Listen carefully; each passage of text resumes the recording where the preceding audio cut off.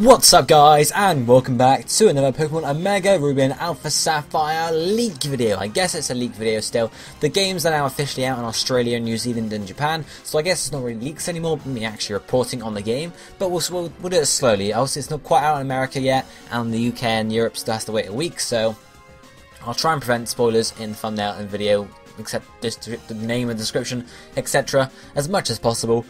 I can't promise anything because obviously it's going to be everywhere nowadays, so obviously people are going to try avoid it, and you guys know where I'm going from.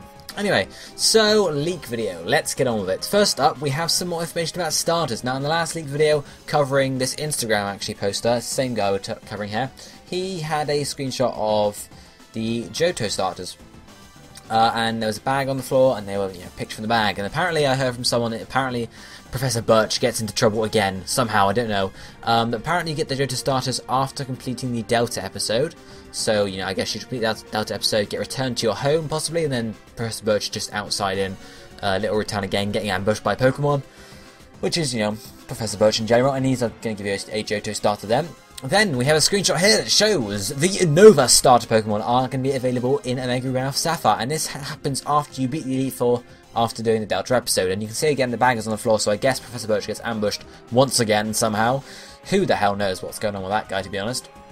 But we get the Nova starters, and apparently, I haven't got a screenshot of this, but apparently we also get the Sinnoh starters after beating the Elite Four again after that, guys. So all the starter Pokemon, excluding the Kalos and Kanto starters, are going to be available in these games, which means all the starters are going to be available in Generation 6, which is pretty darn cool. Pretty darn cool, in my opinion, guys. That's what I think, at least. That's what I think. That's what I think. Anyway, yeah, there's the starters, guys. Let me know what you think down below about getting all the starters, excluding Kanto and Kalos, and then we'll move on to covering the main bulk of this, I guess, which are more Mega Stones this guy has found in the region. So, the first one, we had loads last time, but this first one, he's obviously beaten the Delta episode now as well, and done stuff like that, and he's beaten Elite Four again, so he's got pretty much access to everywhere. The first one we have here is a Bombicite. No idea where this is, where this happens to be. I can't tell where the area is because it's only a small part of the area, so I can't really tell the full area. But obviously I'll try my best. I've no idea where this is in this case, so I can't offer anything here. Then in Meteor Falls you can get the Salamence after the Delta episode. Obviously I'm guessing you get it from the Dragon Tamer here. So once you speak to her, it looks like she's in the main area of Meteor Falls. So I don't think you actually have to battle her. It'll just be a case of she's there and you can go and, she'll give you a Salamence or something like that. Then we have the Steelixite. So Steelixite and we'll see in a minute, Glaletite are both available in the games, so they're not demo exclusive. I have no idea where this cave is, what part of cave it is, because there's a hiker to the right hand side, but that doesn't make sense for Dewford Cave. Whatever caves are there? There's a chimney, so he could possibly be Fiery Pass, maybe. Trying to think of other caves too. Rust Tuff Tunnel, he could be in Rust Tuff Tunnel. I'm not sure if there's a hiker. There is a hiker in there, but I'm not sure if it's the right area. Anyway, there's your Steelixite.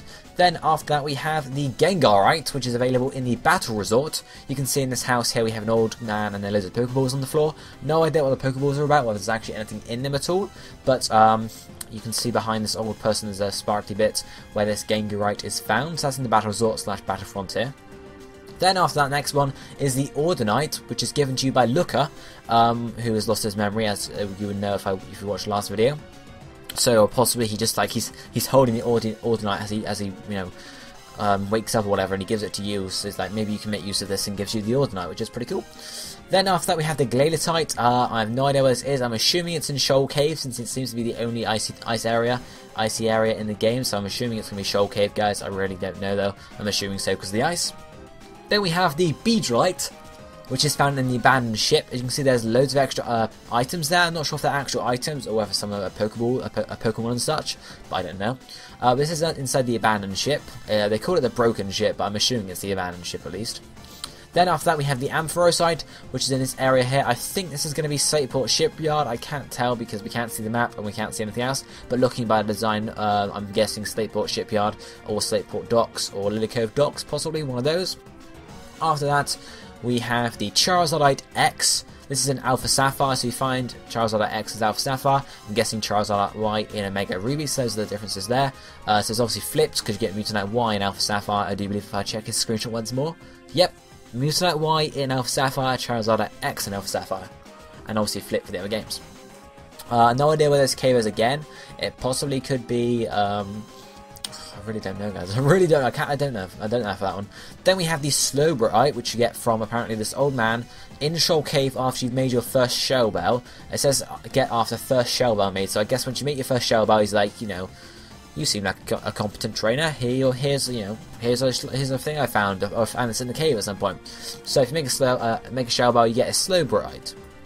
Then after that we have the Tyranitar, which seems to be in Jagged Pass, heading down from Mount Chimney, as you can see there. I'm guessing where the acrobike hopping and sort of just the general colour of the area.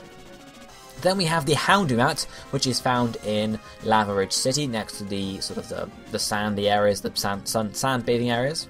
And then we have the Skizorite, found in Petalburg Forest, and that's there. Then more screenshots are just loaded in. I have to check quickly. The Gyarados site is in Route 1, is in the fishing house in Route 123, which I can't remember where it is. I can't remember where the fishing house is, but I think it's where we get one of the rods. But Gyarados site is apparently in there. He said I could not tell why, but that's the Gyarados site in fishing house in Route 123. So maybe it wasn't sparkling or something, or he just found it randomly. I don't know. I don't really know. Anyway, then the Gardevoir is given to you by a lady in Fortree City, a girl in Fortree City. And then after that, we also have the Galadite, given to you by a scientist. It seems to be, I'm guessing it's Professor Cosmo, either in the Moss Deep Space Laboratory, or just in his house in Fallible Town, because you can see his meteorite is there. He's also got a telescope there, so that's Professor Cosmo there. I'm guessing it's his house in Fallible Town, because I can see his wife to the left as well. So that's where you get the Galadite from.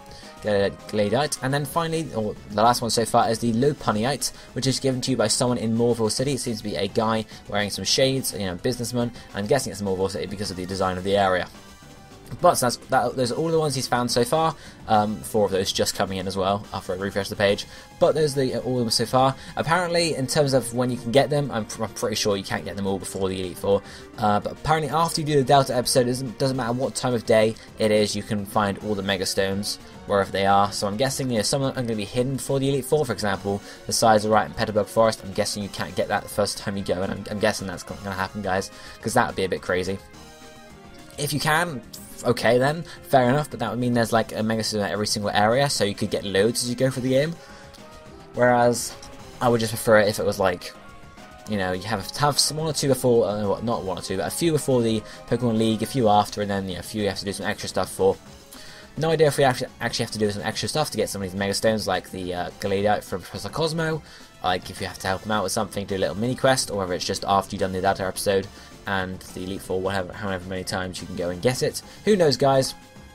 But that is going to be pretty much it for this video. If you enjoyed it, please don't forget to hit that like button and tell me what you think about being able to obtain all these starter Pokemon, excluding the Kalos and Kanto starters, and what you think about all these Mega Stone locations down below in the comment section. And drop a like on the video if you enjoyed. But for now, I will be seeing you next time. Thank you for watching. Goodbye, my friends.